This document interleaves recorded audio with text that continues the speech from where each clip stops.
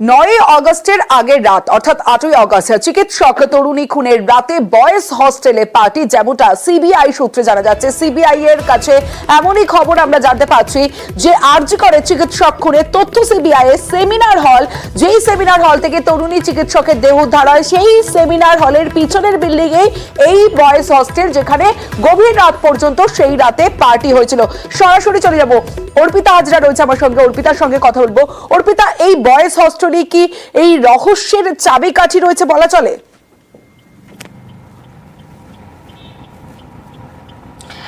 দেখো, সিবিআই আধিকারিকরা এখনো পর্যন্ত যে তদন্ত করেছে সেখানে কিন্তু একটা চাঞ্চল্যকর তথ্য একেবারে উঠে এসেছে যে ঘটনার রাতে, যেদিন এই নির্যাতিতাকে ধর্ষণ এবং খুনের ঘটনা ঘটে, সেদিনকে বয়েজ হোস্টেলের ছাদে সেখানে পার্টি চলছিল। রাত 9টার পর থেকে একদম গভীর রাত পর্যন্ত সেখানে পার্টি চলছিল এবং সেই পার্টিতে ইন্টার্ন থেকে একাধিক চিকিৎসক সেখানে উপস্থিত ছিলেন। এই ইন্টার্ন থেকে একাধিক চিকিৎসক যে ছাত্র, তাদেরকে এবার জিজ্ঞাসাবাদ করতে চলেছে সিবিআই আধিকারিকরা।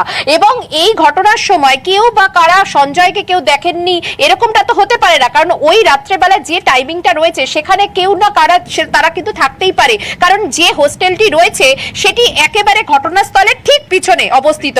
ফলে এই বয়েজ হোস্টেলের ছাদে যখন একেবারে উদ্দাম উদ্দীপনায় যখন সেখানে চলছিল এই রাতের এই পার্টি, তখন কেউ বা কারা কি দেখেছিল যে সঞ্জয়কে ঢুকতে বা বেরোতে বা সেখানে আনাগোনা করতে, সেই বিষয়গুলো জানার চেষ্টা করছে সিবিআই আধিকারিকরা। তার পাশাপাশি তোমাকে আরেকটি ইনফরমেশন দিয়ে রাখি, তুমি দেখো এই মুহূর্তে সিবিআই টিম বেরিয়েছে, ফের তারা কিন্তু আরজিকর হাসপাতালের উদ্দেশ্যে তারা কিন্তু রওনা দিয়েছে।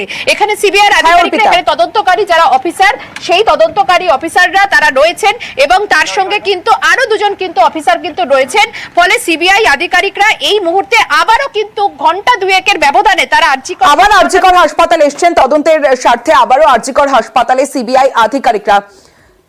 এবং অর্পিতা, যে বিষয়টা তোমার কাছে জানতে চাইবো, যে আরো একবার অর্পিতার কাছে যাব, পার্টিতে কি সঞ্জয় রায় ছিল, এই বিষয়ে কোনো ইনফরমেশন এখনো পর্যন্ত পাওয়া যাচ্ছে?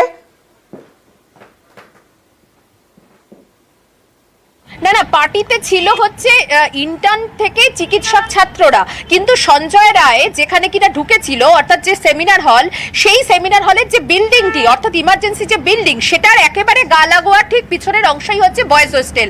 আর বয়েজ হোস্টেলের যে ছাদে, সেই ছাদে কিন্তু চলছিল এই উদ্দাম পার্টি। সেখানে মদের আসর বসেছিল, সেখানে একাধিক চিকিৎসক সেখানে কিন্তু ছিলেন।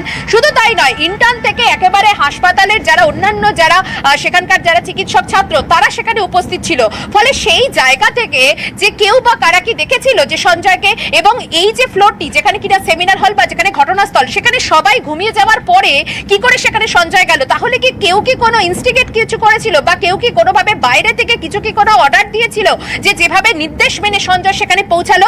এই ধোঁয়াশাগুলো কিন্তু এখন অবধি রয়েছে। সেই কারণেই সিবিআই আধিকারিকরা বারবার তারা আরজিকর হাসপাতালে গিয়ে তারা কনফার্ম হওয়ার তারা চেষ্টা করছেন। এই যে তুমি দেখছো যে বয়েজ হোস্টেলের পার্টি, এটা কিন্তু একেবারে চাঞ্চল্যকর তথ্য যে ঘটনার রাতে যখন এরকম একটা ঘটনা চলছে, তখন বয়েজ হোস্টেলে উদ্দাম পার্টি চলছে রাতে 9টা থেকে প্রায় গভীর রাত পর্যন্ত। সেই সময় কি কেউ বা কারা এই সঞ্জয় রায়কে কি ঘুরতে দেখেছিলেন বা ঢুকতে কি সেখানে কি দেখেছিলেন, সেই বিষয়গুলো জানার চেষ্টা করছে সিবিআই আধিকারিকরা। সেই কারণে তদন্তকারী অফিসার সহ মোট 3 জন আধিকারিক এই মুহূর্তে আরজিকর হাসপাতালে তারা কিন্তু যাচ্ছেন এবং এই যে ছাত্ররা যারা আছে তাদেরও কিন্তু বয়ান রেকর্ড করা হবে বলে সিবিআই সূত্র থেকে খবর। কারণ এই পার্টি নজর থাকবে আমাদেরও।